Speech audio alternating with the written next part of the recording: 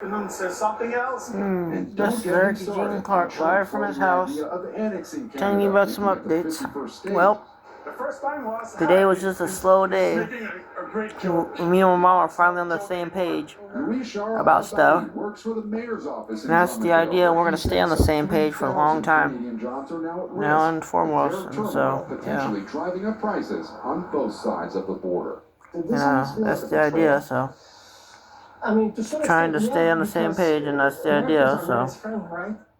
Again, we know the U.S. and Canadian officials will be meeting tomorrow. Meantime, there's a pretty big headline involving a potential federal government shutdown. What do we know? That's right, Lester. Senate Republicans need at least 7 Democrats to support their funding bill to keep the government open. But tonight, God, help us to get through this. Help me and my mom get through this, dear God. Help us to get through this situation, because it's looking bad. It's looking really bad. Looking really not so good. The markets closed mixed after falling earlier in the week, and people wondering about the state of the economy. What can you tell us? You know, Lester, this was the first welcome news markets have had in days here. Annual inflation improving to 2.8%, getting a little closer to normal. But the context here is so important. The trade war underway is not yet reflected in these numbers. You know, take today's new tariffs on aluminum and steel, and look at this chart from Barclays Bank. It shows a typical car is 50% steel, 11% aluminum. That's part of why there are forecasts that the average price of a car sold in the U.S. could rise by thousands of dollars. So while Wall Street seemed to calm down a little today, given that the president has promised more tariffs to start I wish I had more ideas or better thought process or something that just would come to mind. That's right. I could do be more alluring, you know. I don't expect a lot of views on this. I don't expect many views. I could care less if there is a lot of views. This is really just for me and just my own amusement, you know. Today. I am very, very angry about this. Sweeping terminations. More than 1,300 career employees hit with this email describing difficult news that their organizational unit is being abolished.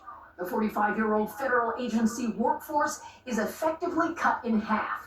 Today, the president defended the job cuts. I feel very badly, but many of them don't work at all.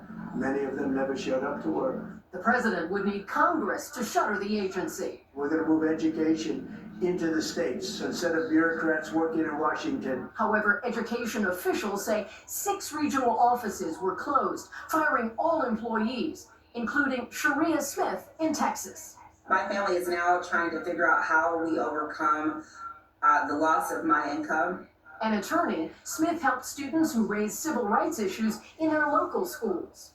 This administration is now eliminating the only agency that was in place to make sure that those rights were enforced.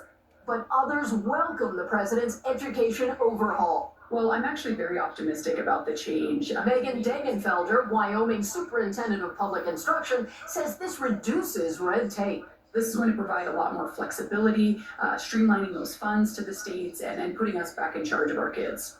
Education is largely funded and run at the state and local level. Officials say they will keep federal functions like student financial aid. Lester? Okay, Kelly, thank you. A major storm. We thought our kids were dumb fucks at first, before. They're going to be even dumber after this. 20 million people across Southern California are at risk for flooding from Santa Barbara all the way down to San Diego, with up to 3 inches of rain likely along the coast. There is concern for mudslides and debris flows, especially near burn scar areas. In New York, major demonstrations outside a legal hearing for a pro-Palestinian student activist being detained by ICE as calls for his release mount. Laura Jarrett now with the latest on that.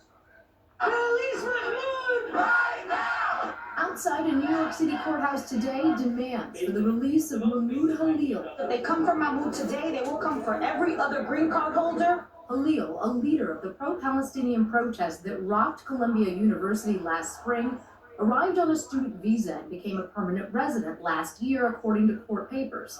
Now he's facing deportation at the direction of Secretary of State Marco Rubio, accusing him of supporting Hamas.